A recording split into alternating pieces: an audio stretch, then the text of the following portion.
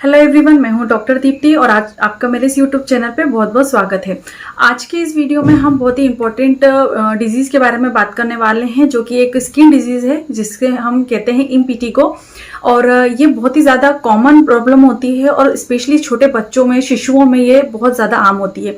कभी आपने नोटिस किया होगा कि छोटे बच्चों में चेहरे पर कुछ लाल दाने से निकल आते हैं, जो कि दिखने में बहुत ज़्यादा बहुत ज़्यादा भयंकर लगते हैं और उससे बच्चा बहुत ज़्यादा परेशान रहता है और वो जो है स्प्रेड से फैलते ही चले जाते हैं। बहुत ही ज़्यादा संक्रामक डिजीज होती है। तो इम्पिटिगो के बारे में हम आज बात करेंगे, उसके सिम्टम क्या होते हैं, किस वजह से इम्पिटिगो की प्रॉब्लम होती है और उसकी कुछ होम्योपैथी मेडिसिन के बारे में बात करेंगे। तो चलिए ज़्यादा देर ना करते हुए हम इस वीडियो को शुरू करते हैं।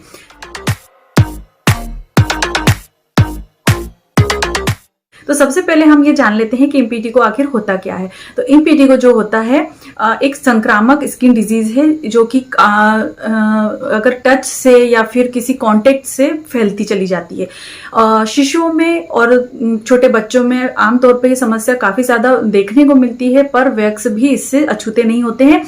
एडल्ट्स में भी ये समस्या कभी कभी देखने को मिल जाया करती है।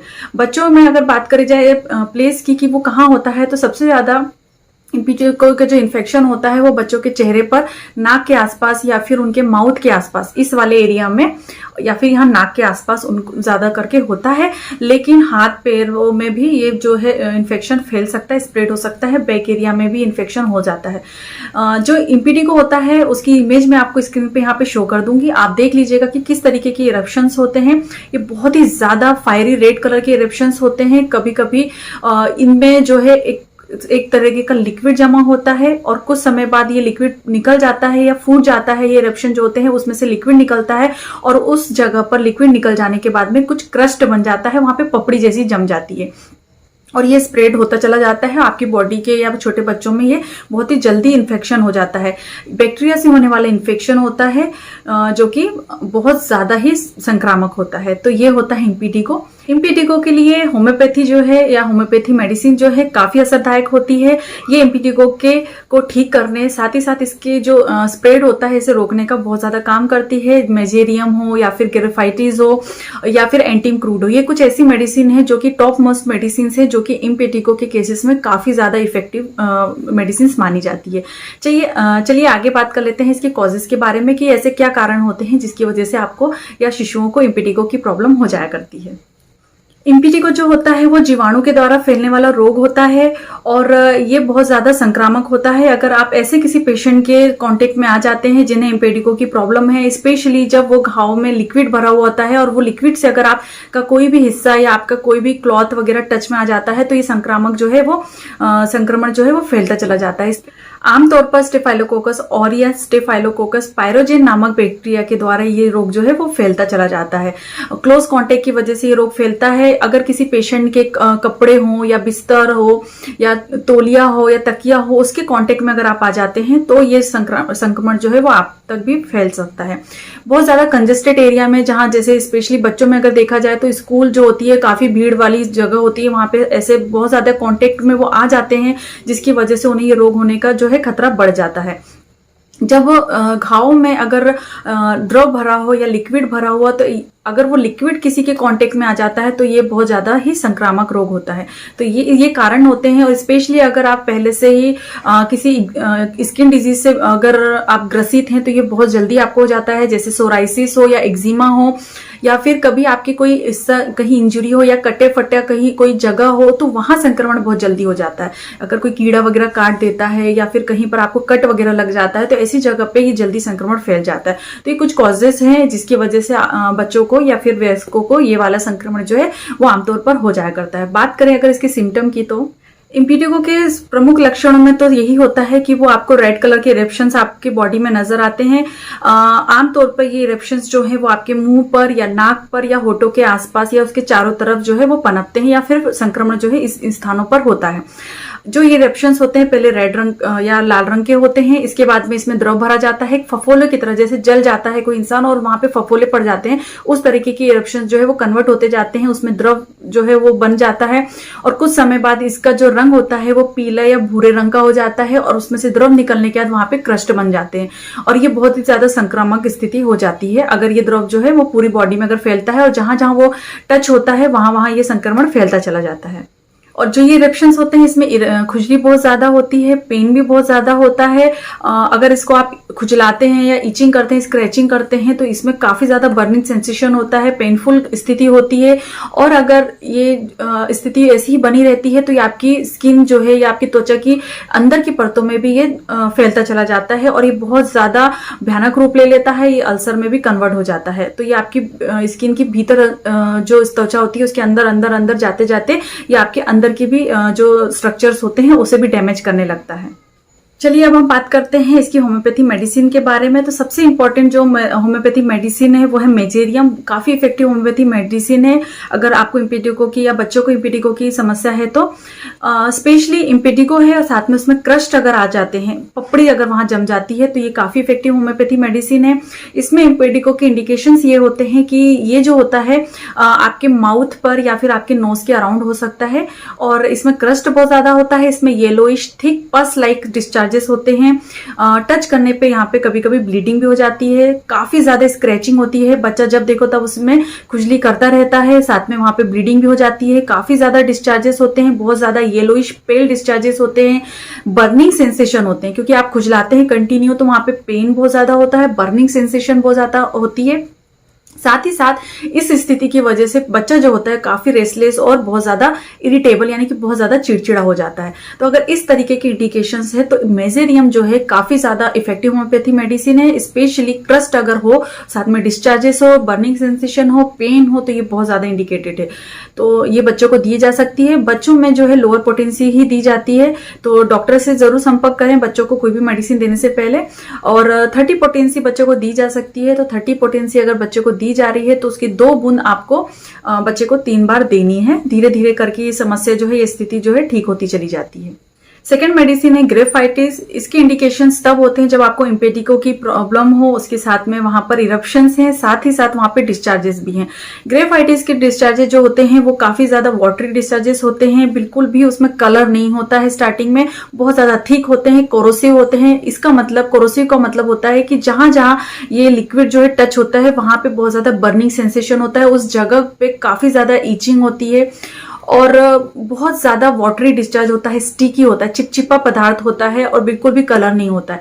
लेकिन अगर आप उसमें ईचिंग कर देते हैं, खुजला देते हैं तो वहां पे थोड़ा सा कलर आ जाता है और जैसे ही ईचिंग जो है आप खुजलाते हैं तो वहां पर ब्लडी इरप्शंस हो जाते हैं, बहुत ज्यादा वहां पे बर्निंग सेंसेशन होते हैं और जब आपकी खुजली जो है बंद हो जाती है तो उसके बाद में वहां पे स्कैब का फॉर्मेशन हो जाता है, वहां पे पपड़ी जम जाती है। तो इस तरीके के इंडिकेशन में ग्रेफाइटिस जो है काफी अच्छी मेडिसिन होती है और काफी इंडिकेटिव मेडिसिन होती है। तो सबसे पहले आपको ध्यान रखना है कि जो इसका डिस्चार्ज होता है उसमें बिल्कुल कलर नहीं होता है और बहुत ही ज्यादा वाटरी होता है और बाद में कभी कभी वो येलोइश और पस लाइक डिस्चार्जेस भी इसमें होने लगते हैं, काफी ज्यादा अगर स्थिति बिगड़ जाती है तब।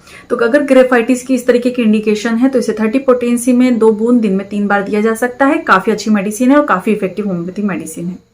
अगली जो मेडिसिन है वो है एंटीमक्रूड। अगर वहां पे इम्पेडिगो है आपको और साथ में वहां पर स्कैब बन रहे हैं जो कि हनी कलर के होते हैं, बहुत ज्यादा हार्ड होते हैं और पूरी तरह से जो इरप्शंस होते हैं उन्हें ढक लिया है, तब एंटीमक्रूड जो है काफी इंडिकेटेड मेडिसिन होती है और काफी इफेक्टिव होम्योपैथी मेडिसिन होती है।